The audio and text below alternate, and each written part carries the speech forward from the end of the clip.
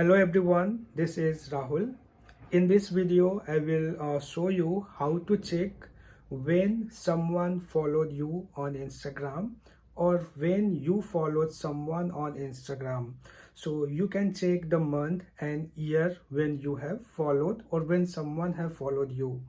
So I will show you in my mobile screen how to check that.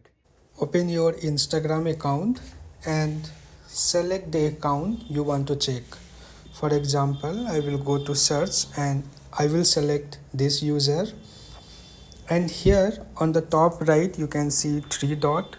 Click on this one and you will see the option as see share activity. Just click on this one. So here you can see both when Karisma Tanna followed me March 2021, when I followed is July 2023.